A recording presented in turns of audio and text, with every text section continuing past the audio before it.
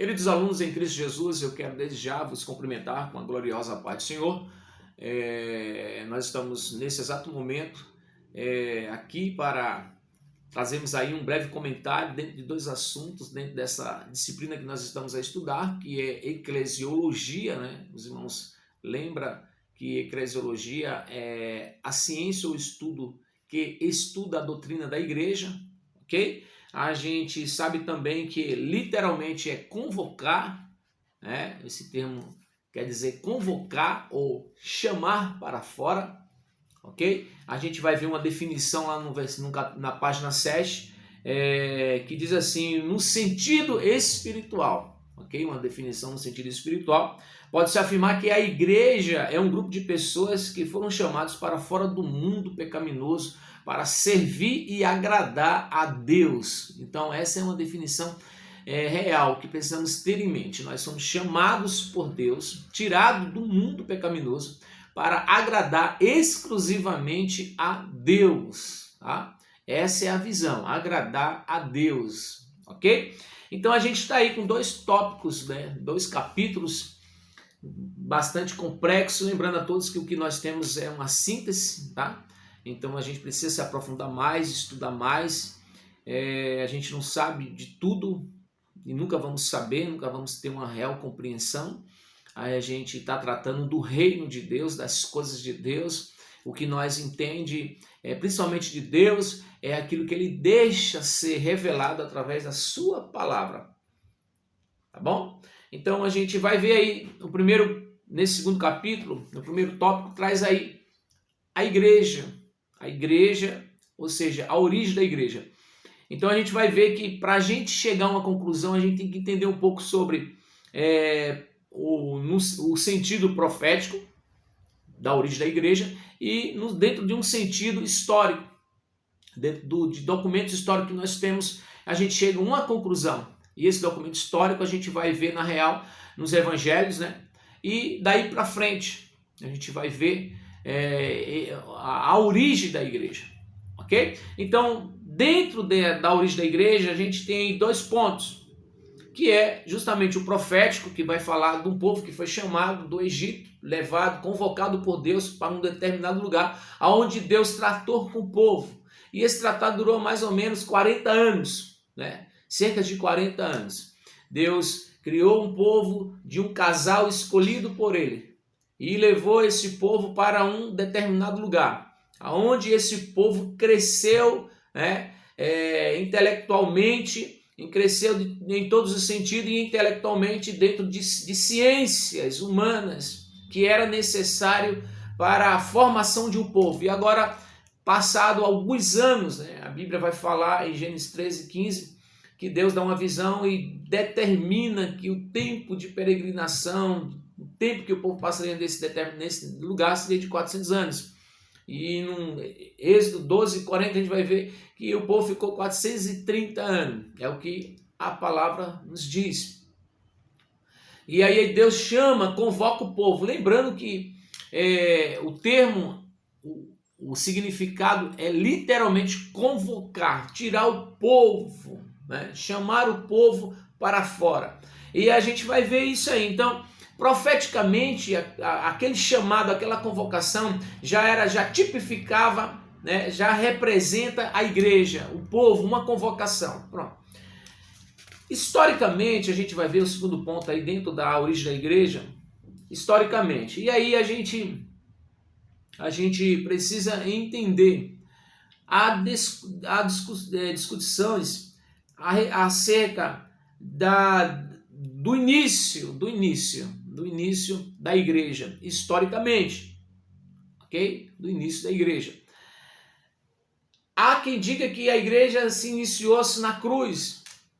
Há quem diga que a igreja iniciou-se no Pentecostes, no Atos 2, no dia de Pentecostes, ok? Então é importante nós ler a apostila e atentar para esses fatos, ok? A nossa vertente é uma vertente arminista, tá certo?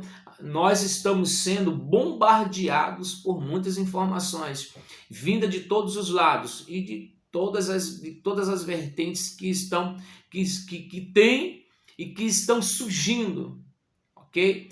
E a maioria hereges, né? São pensamentos próprios, opiniões próprias acerca principalmente desse tratado da eclésia, da origem da igreja. Ok? Então a gente precisa ler atentamente, reservar um tempo, um horário, um espaço, uma hora certa, em que nós não vamos ser incomodados, né? Tirar um momento de oração, um momento entre você e Deus, com reverência, né? Se colocar diante de Deus e oferecer a Ele um sacrifício, ok? E na sequência pegar a palavra, adentrar na palavra junto com a nossa apostila.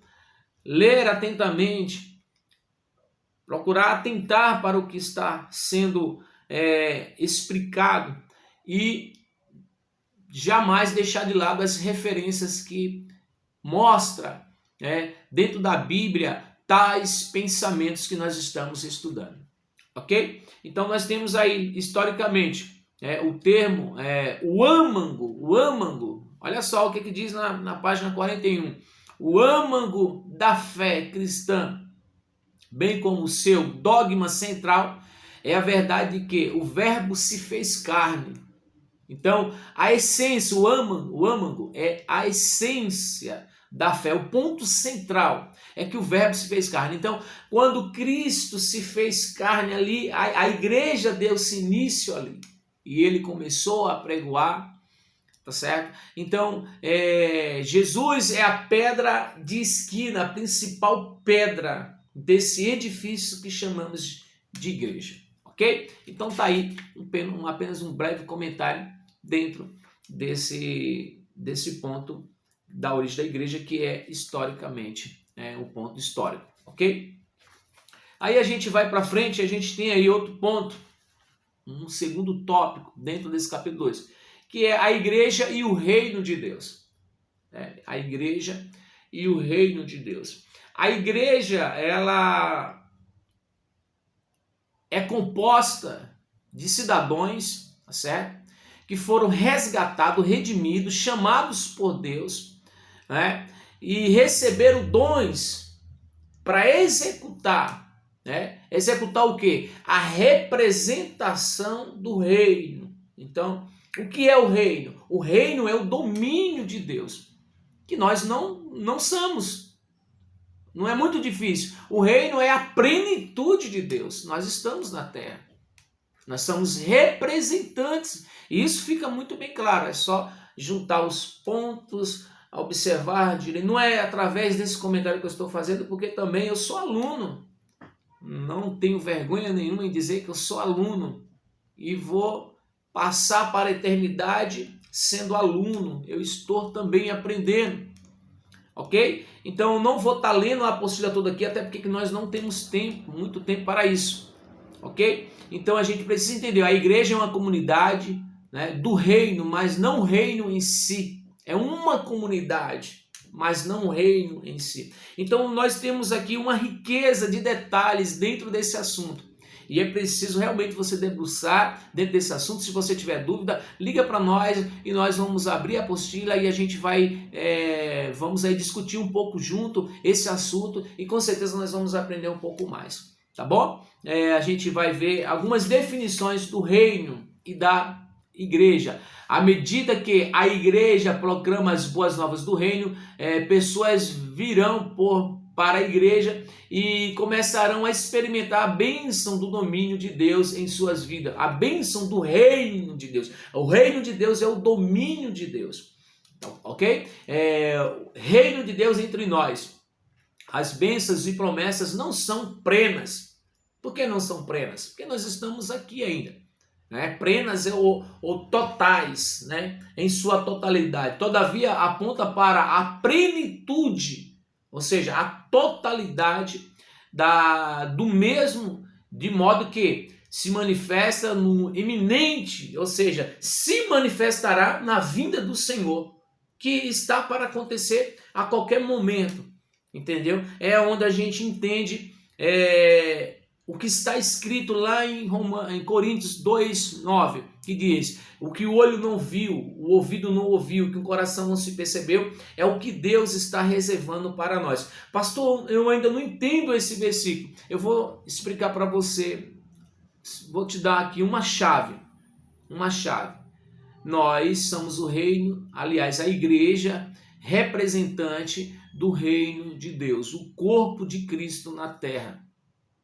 Nós somos representantes, assim como o profeta representava Deus ao povo e o sacerdote, o povo a Deus. Nós somos profetas e sacerdotes, somos representantes desse reino. Não é mais uma pessoa específica. A igreja tem essa autoridade sacerdotal e profética, e nós precisamos entender isso. Agora, o que eu preciso sacrificar? Alguma coisa tem que morrer. E o que tem que morrer é o velho eu, a velha natureza. Então Jesus vai falar no capítulo 6 sobre orar, e ele deixa muito bem claro que é uma ordenança orar, relacionar-se com ele, se comunicar com ele nesse reino, através da oração. E lá no verso 16 do capítulo 6, ele vai falar também do jejum. Quando eu como fisicamente, materialmente, eu me alimento a carne. Quando eu jejum, eu alimento o espírito. E aí, às vezes, a gente não sabe nem o que é jejuar ainda, e precisamos aprender o que é jejuar. O jejum realmente nos tira dessa esfera. A santificação, ela está muito condicionada à oração que me traz fé através da palavra, e ao jejum que me traz santificação, sacrifício. Rogo-vos, pois, irmãos, que apresenteis o vosso corpo como sacrifício vivo, dessa feita não morto, mas vivo. O jejum, o sacrificar. E a gente precisa disso. E muitas vezes a gente quer tudo de Deus e não dá nada, não sacrifica nada. Alguma coisa precisa ser sacrificada. Um lado precisa morrer. E é justamente esse lado humano nosso, essa natureza nossa. Nós estamos no mundo, mas nós não somos no mundo. Então aí a gente entende realmente o que é o reino de Deus. Tá bom? E aí a gente seguindo aqui, a gente vai para outro ponto que é bastante importante, que é a igreja e seus membros. Ok? Tem aqui congregação. O que quer dizer congregação? Nós precisamos pegar um dicionário e entender essa palavra congregação. Congregados. Congregados que saem de congregação. Todo mundo junto. Esse é o sentido, todo mundo junto, todo mundo tendo em comum. Em comum o quê? O sentimento. Que sentimento? O que houve em Cristo Jesus, que não teve por usurpação, ou seja, deixou tudo para amar, para morrer, para se doar para nós. Então, congregar quer dizer isso. Tá certo? Então, os membros, já está dizendo, nós somos os membros. Tá aqui, os membros. Portanto, quanto às características dos membros da igreja de Cristo, diríamos, primeiro, a igreja é composta somente por aqueles que demonstram fé em Cristo. É uma fé genuína, ou seja, verdadeira. Não pode ser uma fé baseadas em filosofia, em conhecimentos humanos. Por isso que Paulo, quando escreve a primeira carta aos Coríntios, Paulo deixa muito bem claro, para quem? Para um povo culto, um povo que ia para a praça, ouvir os filósofos, um povo que gostava de aplaudir o homem, um povo que fazia de alguns homens suas estrelas, um povo que adoravam os homens como se fosse deuses ou semideuses. E agora Paulo chega e diz, a sabedoria humana é como um esterco, como uma coisa qualquer para Deus, não é nada. Essa é a sabedoria humana. Eu, quando fui ter convosco, não fui com sublimidade de palavra, nem com palavras persuasivas, ou seja, com palavras filosóficas que vos chamasse a atenção para vocês me aplaudir. Não, eu fui com o evangelho, com um mistério revelado que é Jesus Cristo, Jesus na cruz, crucificado. Ok? Então tá aí, o primeiro dentro desse tópico tem esse ponto. A igreja é um corpo somente por aqui, é composta somente por aqueles que demonstram fé em Cristo. E a fé é certeza do que você não vê e prova do que você está esperando. O olho não viu, o coração não sentiu e o ouvido não ouviu. Não é assim? Pronto. Segundo ponto, tem aí uma igreja se compõe daqueles que foram batizados depois da profissão de fé. Eu declaro, eu quero ir morar no céu, eu não quero ficar aqui, eu quero fazer parte da igreja de Cristo. Tá certo? E aí se batiza. O batismo representa sepultamento de pecado, morte para esse mundo e vida para Cristo. O batismo representa também compromisso com Jesus. Estamos falando da origem da igreja. E dentro da origem da igreja a gente está vendo aí a igreja e seus membros. E dentro dos seus membros a gente vai ver o que é, quem são os membros. São aqueles que vivem a verdadeira fé em Cristo Jesus, que demonstram a fé em Jesus. Também aqueles que professam Jesus e agora afirmam, né, conclui, né, com o batismo nas águas. Ok? O segundo ponto, aliás, o terceiro ponto, aliás, ainda dentro desse segundo ponto, né, aqueles que se batizam, que professam, se batizam, tem lá, existem algumas condições e responsabilidade para pertencermos à igreja. Primeiro, seguir a Jesus Cristo, abandonar o mundo e o pecado e voltar-se totalmente aos princípios da palavra de Deus. Então, igreja, né, um membro da igreja, ele se identifica, né, por aquela pessoa que abandona o mundo. Está escrito na nossa apostila, nós sabemos disso. Abandona o mundo e o pecado e volta-se totalmente aos princípios da palavra de Deus. Então aí é complicado, porque o diabo ele luta, né? O diabo, dentro dessa visão, o diabo agora ele trouxe um conceito de religiosidade. E aí a gente vai ver um povo muito em extremo religioso, que acha que existe uma classificação de pecado e acha que já está até no céu e acha que pelo muito fazer dá o direito dele já colocar o pé no céu e de modo que quando parte esse corpo tomba aqui na terra, ele vai para o céu. Esse é o conceito que nós temos aí, não é de hoje, é de muitos anos. Todo mundo que parte daqui, estou me referindo à morte física, vai morar no céu. Todo mundo vai morar no céu. E é bom a gente entender isso, tá certo? Os mortos em Cristo ressuscitarão. Os mortos em Cristo. Quem são os mortos em Cristo? Aqueles que compõem o corpo da igreja, os membros da igreja.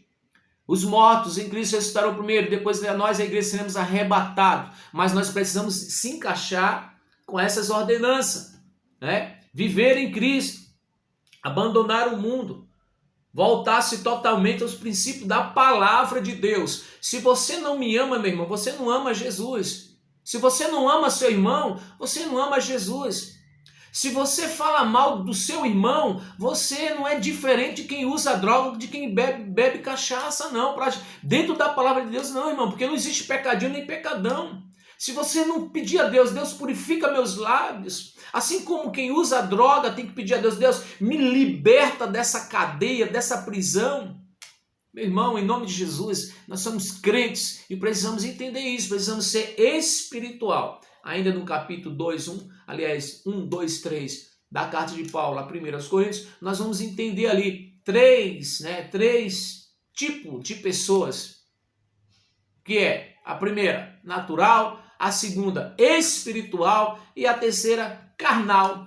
A carnal tá entre as duas, né? Primeira, porque dá a entender que a carnal até conhece, é o religioso, até conhece, mas não vive. Porque reino de Deus é vida, não é fala, não é falância. Reino de Deus é demonstrado por atitudes. Não quer dizer também que as minhas obras vai dizer, não adianta eu ter obras e não ter um coração voltado para Deus, não ter fé. Então a minha fé tem que estar acompanhada a obra que eu faço. De novo, repito o que Jesus diz, ninguém precisa saber, ninguém precisa ver. Ele se refere a ninguém precisa saber, tanto ao orar, ao jejuar e ao fazer para o irmão.